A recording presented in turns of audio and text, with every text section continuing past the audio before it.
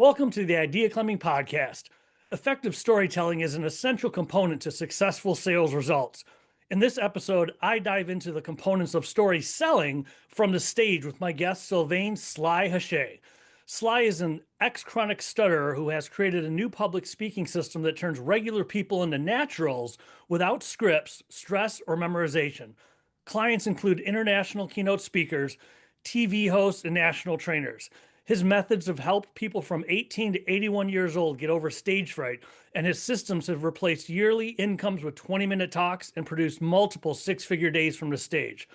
We dive into the structure of successful storytelling and sales, why trying to sell with traditional logic doesn't work, and the definition of emotional logic and how to leverage it, why the stories you tell yourself dramatically affect your sales presentations, and the one thing above all else that you need to do to tell stories that sell, and other golden nuggets of advice. You're going to love this show.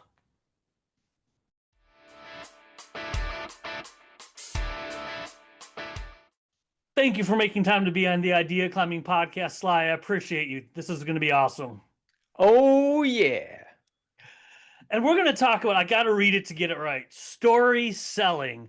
How to know what stories to tell to sell. We'll talk about some tips, tricks, strategies, all that good stuff in a couple minutes. But when it comes to story selling, how did you get so good at it that you talk about it now? What's your story there? Man, this one time, if I think about this, one time I had a panic attack on stage. So everybody knows they have to tell stories if they want to sell somehow. And this one time I had a panic attack and made no sales. And at the time I was still a part-time stutterer. Picture this. So I started out as a chronic stutterer, meaning somebody that cannot make sounds with their face. Mark, when I would used to speak, it would sound like this. This is where I started in another language. So if I went from being a chronic stutterer in French to now teaching international keynote speakers, TV hosts, and national trainers in English, what happened there? So the story selling part comes from, if you don't have the proper frame straight from the beginning of when you open your mouth on stage, it's nearly impossible to get people to feel like doing what you want them to by the end. Because the only reason people do whatever they do is because they feel like it. Mm-hmm. The reason they don't do something is because they don't feel like it. So the question becomes, okay, well, how do I make people feel like doing the thing I want them to before I ask them, so that your conversion rates go up, your buy-in goes up, and your sales go up? So the best way is to be a professionally trained conversational hypnotist. That's the best way. But it takes a long time and it's hard. So how do you get the same quasi result without being a professionally trained conversational hypnotist, so that you can do it without scripts, without stress, and without memorization? Well, the best way is to tell stories. So when people hear that, they think, well, easy. I just got to tell stories. So let me tell the story about how I learned to tie my shoelace, how I discovered the whatever it is, and they start telling stories that, frankly, the people don't care about. Mm-hmm. But you can't be making up stories just to be trying to say what you want the audience to hear, because otherwise it's inauthentic. So how do you tell your story in a way that people care and it makes them feel like doing what you want them to, so that they end up doing what you want them to do by the end? Buy, vote, click, download, swipe, stop polluting the ocean, whatever you want them to do by the end. So in any story you're telling, you need to be mindful of what the purpose of each part of the story is, so that you can chunk your information based on when the audience is ready to move on to the next section. Nothing is ever... Sorry? You mentioned, I loved it. Just kind of start at the beginning with, you mentioned the framing of the story. How do you know where to start a frame when you get on stage? Because what you said, so many people do that. They're just like, oh, I'm going to tell about learning to tie my shoe, then middle school, then college and career, and I'll assume it's a great story path. How do you know where to start a frame? Where they are, the audience. But you can't know where they are before you actually know. So if you don't know where they are, you got to ask them. If you're in a sales conversation, let's say, Mark, you come in here, you want to work with, oh, I heard Sly is doing this thing with 6-figure days. How do I have a so you want to work with us? Okay. And I say, okay, Mark, here's what you got to do. Let's do it. You ready? That doesn't work. I got to need to know what your pain points are. What's the bottleneck? What are you bumping up against? Out of the 175 problems you could be having that prevents you from having 6-figure days, which one are you struggling with? How long have you been struggling with this? What's the consequences of that? All the sales questions. You got to know this first. So if you can send a pre-event questionnaire. You can do an ask campaign by email. You can do what I teach my clients to do, live on the spot, get the questions. We teach you to speak in such a way that you have baseline confidence, not jump up and down, try to fake it till you make it confidence. Actual, honest to God, take a blood sample, check on the thing, clear confidence. So that you can take live questions from the audience in a way that whatever they tell you fits in one of your pillars, one of your steps, one of the things you help people with. So if somebody's helping people become the best underwater basket weaver, there you go. Let's do underwater basket weaving secrets.com. Okay, these are the secrets. We have 3 things you need to do in that order. And each thing you have to do has 3 or 4 steps. Well, you got a system there. Check, check, check, check. So whatever questions the audience gives you fits into one of those boxes, one of those checkpoints in your system. So based on that audience, you can customize in real time all the questions you get and everything that's coming along in a way that it's congruent and fits within your system. So that whenever you double click on one of the steps of your, say, oh, that's phase 3 in your mind. Okay, that's phase 3, the secrets of underwater basket weaving. Step 2, there you go. That's what this audience is stuck on. You can stop holding back. You can tell all the stories you need that reflect the transformation that audience needs to have to get past that sticking point. So you don't hold back as a storyteller, as a teacher, as a pedagogue, as a coach. You don't holding back. But at the same time, they see that this thing is this big in a system this big. Then you connect this little thing that's, they got an aha. Oh my God, this is amazing. I can see clearly now the rain is gone. Then you tie that to the whole system. And for those that want to move forward, they can move forward with you for the rest of the system. So you don't hold back.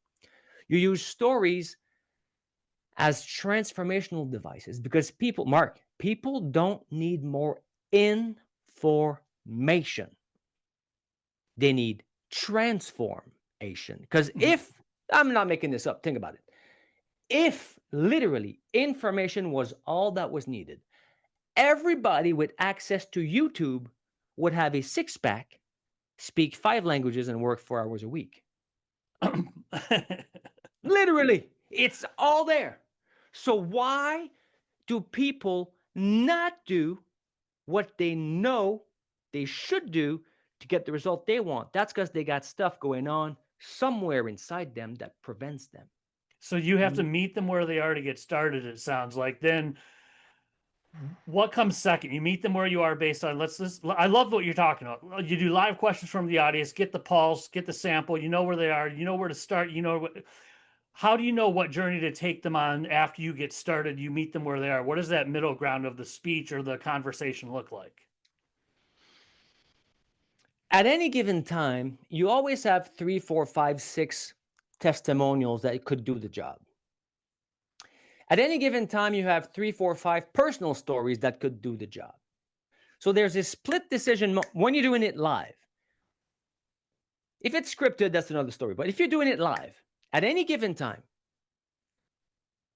there's a selection mechanism in the mind that needs to cross-reference, okay, this is where it needs to go. That's where they are. This story from that client would be the perfect example. Maybe because that person asking the question makes you think of one of your clients. Funny you ask, I was speaking with John the other day. And I told him, boom. Now you're in the John story. You need very quick little asides, very quick little transitions, very quick little lube mechanisms to never speak on ground level. You're always in a story. So when somebody asks you the question, you say, funny you ask, I was speaking with John the other day. Whatever you say after that, you're not saying it to him, you're saying it to John. So now you have a straw man. You have a steel man. And every type of other man you need. Mm-hmm. Because you're speaking with John. Now, what happens if you start speaking to John and you tell to that person that you were speaking to John and you told John about Mary, who happens to fit with some other avatar in the room? Now you're touching different points. It's called parallel storytelling. Because back in the 1940s, 1945, when most of the speaking system, the modern ones, were designed, people did not spend their days with 17 tabs open on their computer, 3 apps going on 6 conversations at a time, while thinking about 3 of their favorite shows that have 6 stories across 3 different timelines going on at once. People had one workbook, one screen, one notepad, one thing, one project, one task. So you would have been able to get away with one story. Mm. All you need is a good story to get anyone to believe anything. Maybe in 1945 or 1925. Nowadays, if you think you can keep the attention of an audience for more than 3.5 minutes with one story, man, you're in for a treat. You got to layer these things one on top of the other. Coming back to what I was talking to you about, helping people become conversational hypnosis masters without scripts, this is how you do it. You open with the John story. Yada, yada, yada, yada. Yeah, I tell John, yada, yada, yada. Now you set up the transformation. You set up the plot. You set up the stakes. You set up what's going on. You leave that one open and you start talking about Mary. And with Mary, it was a different subject. Then you tackle a different angle that that resonates with 80% of the audience. So now some people are in the John camp, some people in the Mary camp. And you tell that story about Mary. And then what they both had in common was the one limiting belief that we overcame with, boom. Now you drop the money shot. Now you drop the quote, the stat, the audience participation element, the demonstration, the prop. Now you drop the thing that makes the people go, oh, that's why. You give the aha. Then you close conversationally the Mary story, your second one, and then you close the John story, creating a sandwich. You're sandwiching their understanding, their eureka moment between 2 stories. And then you crush, annihilate, destroy objections if you're selling, or you dispel ignorance and myths if you're teaching. What about it makes you crush when you're selling? Crush the objections. What about it crushes objections? Because no matter what you say, people think, yeah, well, I may be John, but I could never do that. Well, that doesn't apply to me. There's always some level of, there's different layers. There's the, well, it's impossible. It's too hard. It's not possible, which is outside of themselves. There's the thing outside of themselves that, no, I could never, it's too big, which people automatically put them in a state that they can never do anything about their life because it's bigger than them.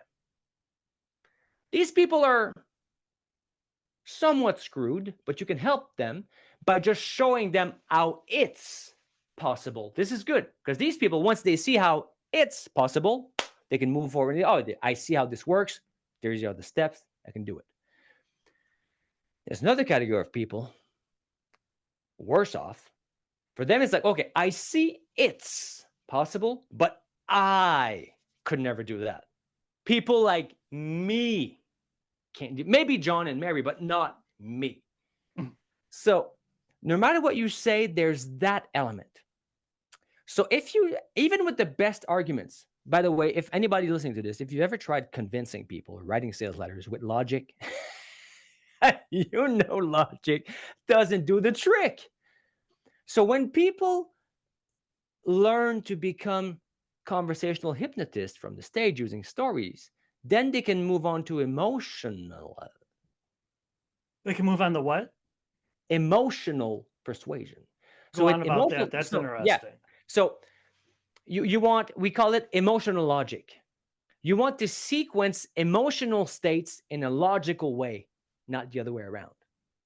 Because since you know that they're, you want me to say that again? You want to sequence emotional states in a logical order, not logical arguments in an emotional order. That would be stupid. That's even worse than pure logic. Because no matter what you say, people are thinking, well, I could never do that. So whenever you have even a great argument, people say, oh yeah, I got my point. I will land my point.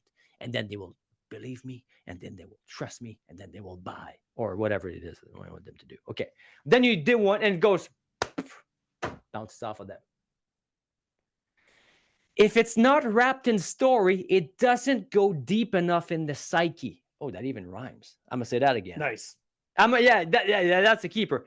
If it's not wrapped in story, it doesn't go deep enough in the psyche because influence is measured in degrees. So they will go in that direction and you influence them 1, 2, 3 degrees. Impact is measured in depth. How deep did it go? So if you only have one and it's logical, bounces off. If you have two and they're wrapped in story, well, then you got multiple angles coming at the objection and they go in deeper. And when you sandwich them properly with what we call a money shot, story 1, story 2, money shot, deliver the payload, the Trojan horse. Stories are Trojan horses for payloads of persuasion. Literally what it is. So lubrification mechanisms of the mind to be open to the payload, the persuasion payload, to make them see it, help them get it. Then you close that one, move on to the next one. Close that one, move on to the next one. So now when people go through 3, 4, 5 different angles of demonstrations of how people like them can do it, how John thought he couldn't, but he could. How Mary thought she couldn't because insert objection that they have. And then Mary had an epiphany that went to that result. People start to think, the second category of people, not the people that say it's impossible, but the people that say, yeah, I see that it's possible, but not for me. They start to think, you know what? Maybe, just maybe I could I could do something about that. And then that internal pressure is what moves them to action, because where does the sale happen, Mark? If you're going to speak on stage or anywhere, where does it happen? It happens at the end. If you're telling, from what you say, if you're telling the right stories, I believe at least it happens at the end after you've heard, this is probably going to be the wrong way to say it, but someone argue their case or make their points or tell their stories. Ideally, I believe they're taking you on a journey to be able to say, okay, and you could do this too. And that's when the call to action comes in, when they realize they can do it too. I mean, am I on point with that? Am I close? Well, that would be when it happens. That would be at the end. Mm-hmm. But where does it happen? Does the sale happen on stage? Does the sale happen in what you say? Does the sale happen in your slides? Does the sale happen in your preparation notes? Where does it happen? It happens in the mind of what we call avatar. The sale happens inside the mind. of the person buying. The whole thing you're playing out. That's why we call it hypnosis, because as soon as you open your mouth on stage, you are a conversational hypnotist in the sense that you are now charged with helping the audience create, perceive, see, hear, and feel the proper images, sounds, and feelings inside their own mind that empower them enough to get over themselves enough to move ahead. And the whole thing happens inside their mind. Now, the only way you can influence, that's what we call the story going on in their mind. And the only way you can affect the story going on in their minds is by the story you tell with your face. But the only way you can affect the story coming out of your face to have more torque and be better is by affecting the story you tell yourself about yourself. That's why we always start with that first. If somebody has any ifs or buts about selling what they're selling, doing what they're doing, it leaks through the body language. Your secret thoughts the night before, as you're second guessing yourself and redoing your slides for the third time, these secret thoughts are robbing you blind, costing you sales. Because it comes out in your body language. The body language, plus it comes out in the presuppositions of how you set up your stories, the presuppositions about how you set up your slides, the presuppositions, the stuff that's under the covers, not discussed, presupposed as baseline facts of reality that you now, inside your own self, battle up against. You can't let your inner dragons prevent you from helping people get over theirs so they can get over themselves and jump in your offer. So you have to deal with your own inner dragon, show up in a certain state of mind, if I hear you right. Then you can tell the right kind of stories, make the right points. Then you can move past the it's impossible of be an audience of one or an audience at a seminar. Then you can move past the, the Joe story, the Mary story, move them into, oh, maybe it is possible for me. When you do all that, you might have already said it, but just to make it clear, what does the closing look like? The close of that story, the close of that sale, the one-on-one, the one-to-many. What does the close look like after you do everything you've just been talking about? Well, then, Mark, then you bring on to the part that scares people the most. People are terrified of this. They come to my masterclass every time. Every time I have a masterclass, somebody says, how do I get over the switch? So the switch is, okay, people go like this. Okay, I have to make an event. I'm going to sell my offer. Oh my God, it's going to be great. It's going to be great. Make a lot of sales. Okay, so I'm going to teach.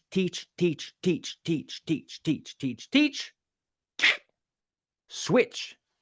Sell. Mm-hmm. That's why people suffer so much, Mark. It's at the switch. I came up with a slogan. I was shopping around for accountants, and I was meeting on Zoom with a bunch of accountants. They would be all nice, warm and fuzzy, talking about accounting and stuff. And then they would all switch. Their eyes would shift. Their face would become pale. And then they would freeze into a robotic script of whatever they learned from a sales coach, memorizing a script to try to now get me to buy. Okay, the switch. Now on stage, you can't do that. So I came up with a slogan that says, don't do your taxes like a salesman, but don't sell like an accountant. You can't afford that. If you teach, switch, sell, that's where people get it wrong. How do you avoid the switch? The whole thing is a close. There's no switch. Okay. The first thing out of your mouth is a close. The last thing out of your mouth is a close.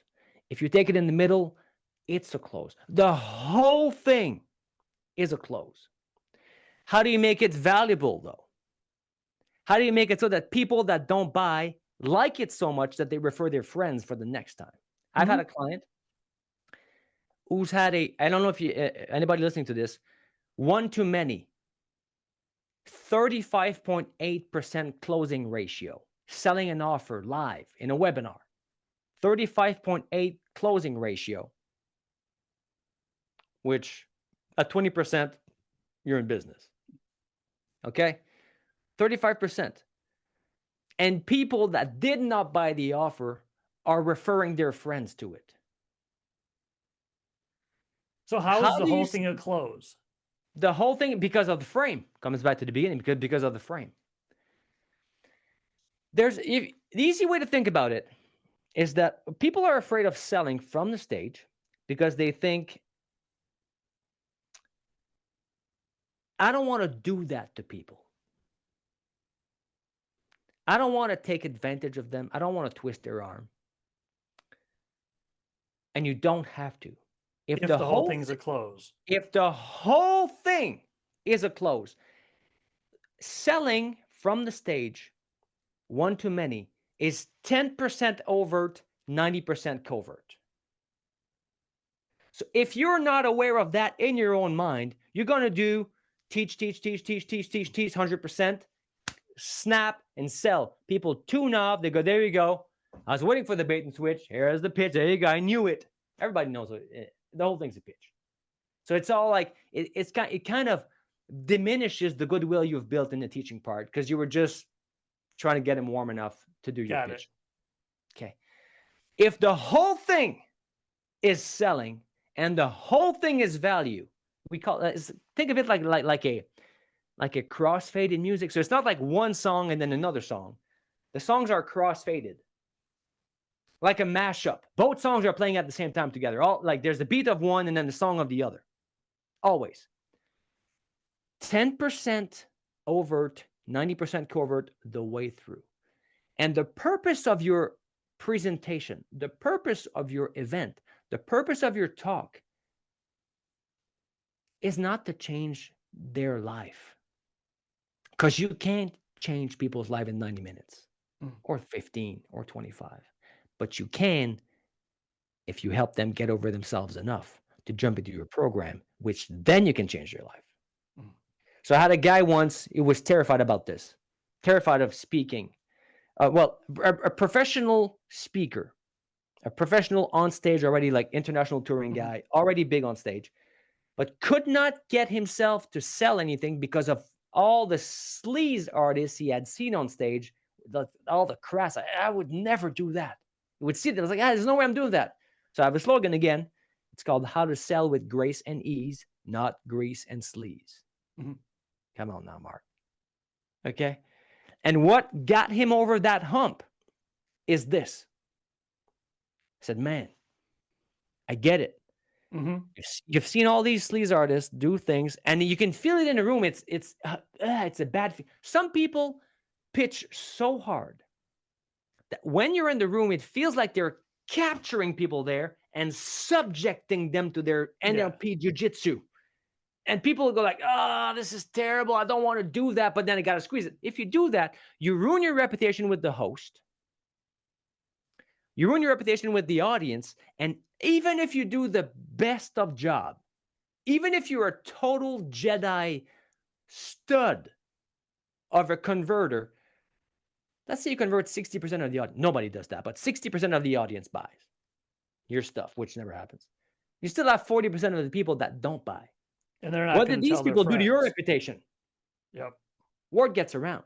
So there's a thing called the pitching spectrum from the hardcore stack and close to the gentle back-footed invitation.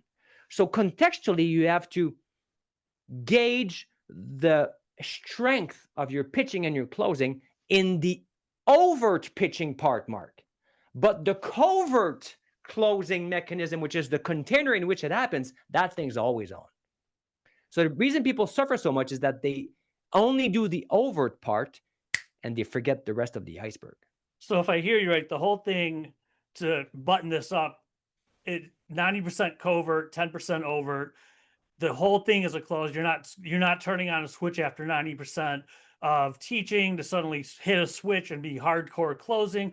With everything that you've just said, and we've covered a lot of ground in a short period of time, when it comes to knowing what stories to tell to sell, whether it's reiterating something you said or maybe something you haven't touched on yet, what would you say if you were to tell people, at least do this one thing, at least adopt this strategy, what would you tell them to do?